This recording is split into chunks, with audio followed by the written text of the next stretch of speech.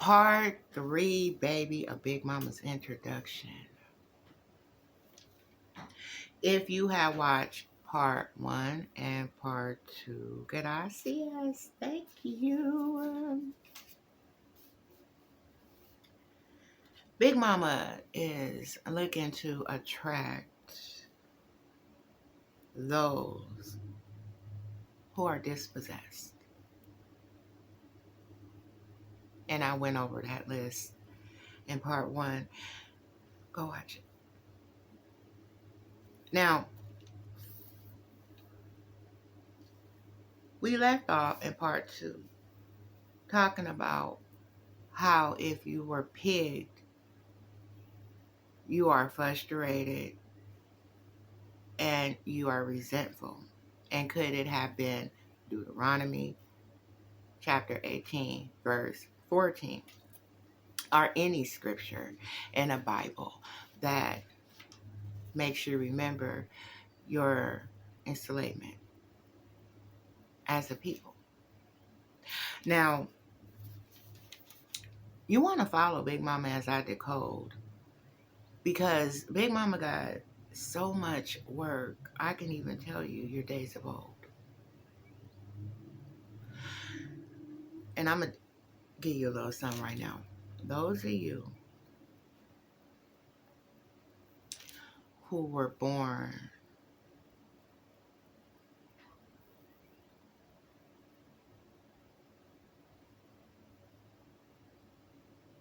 hmm, 1960-ish, real tight, okay? I'm trying to get it real tight, all the way to 1995. You little tight-ass generation, you remember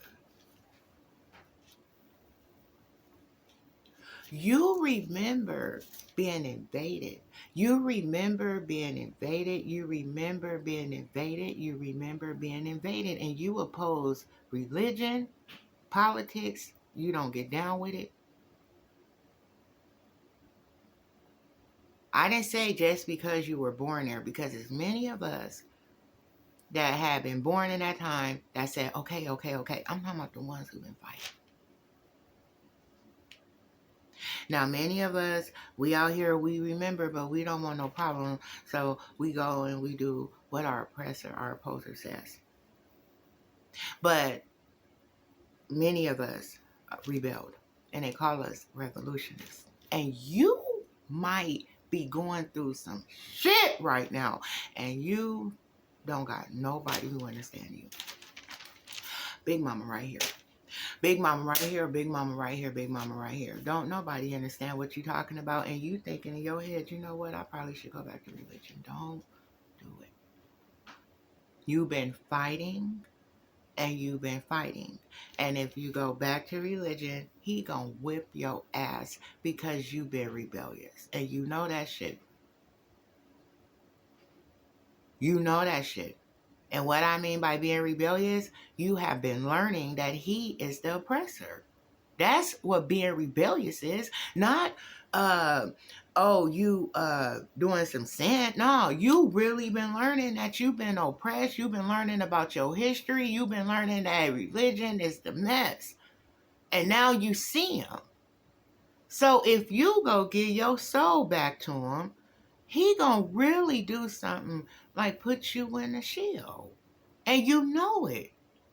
You've been probably dipping back in it. And every time something happened,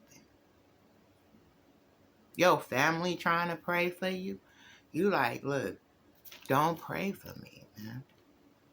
I'm right here if you that deep. If you that deep, I'm right here. I'm right here. And you definitely know what you're talking about. You've been studying, the ancestors been giving you all kind of wisdom and knowledge. You've been following, you know what I'm saying, kinfolk like Rashad Jamal. You've been learning. You know what I'm saying? You've been learning, or you've been following anybody that, tell you, hey, religion ain't it. You know what I'm saying? Anybody that's been telling you, hey, you know what I'm saying? Religion is the oppressor, and you gotta get out that shit. You gotta get your Sankofa moment. Even if you've been going to the Egyptian mythology, you still been learning that your oppressor is religious. Okay? But the thing with Ra is, I find him to be compatible with Yahweh and Allah. I find him to be them, one of his names. Okay? I find that. I find Ra to be the betrayer of his family. I find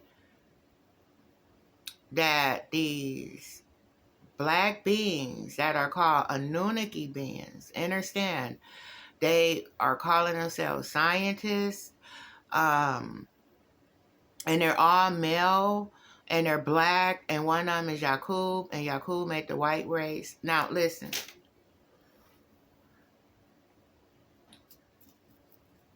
I truly believe that that's the Titans who opposed their mother and came down here and did some shit.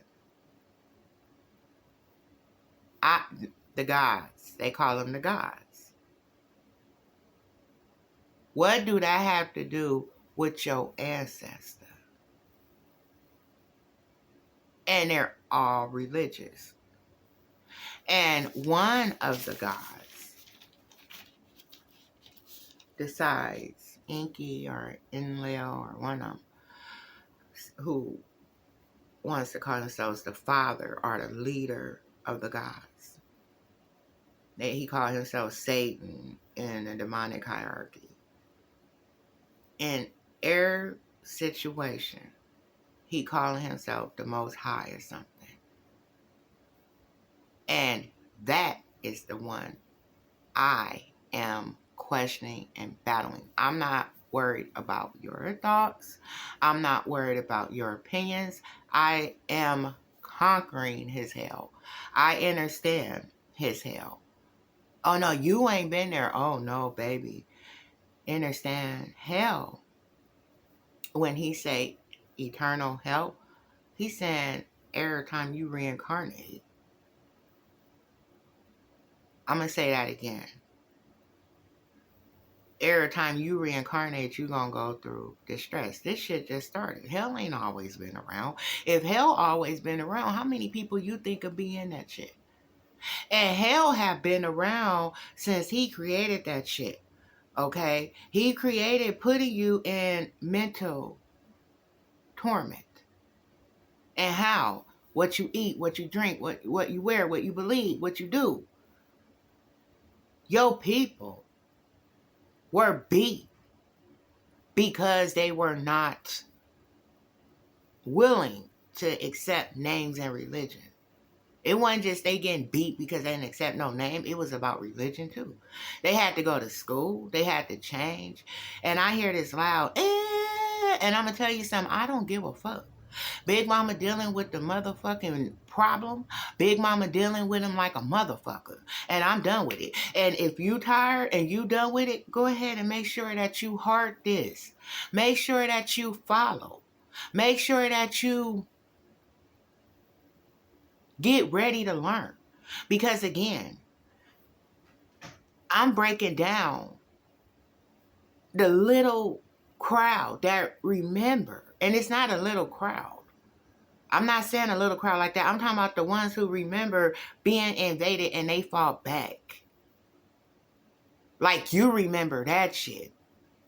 You fought back. You remember that shit from the beginning. What? We don't know if it was 2,000 years ago or 500 years ago. Big Mama gonna decode all of that. Because their time started in year 1. We're in year 2025. They started time in year 1 and been counting. And Jesus was born around that time. And around year 33, he got executed. I'm going to keep talking up until 20 minutes because I think TikTok allow us to talk up. No, I'm going to do part 4.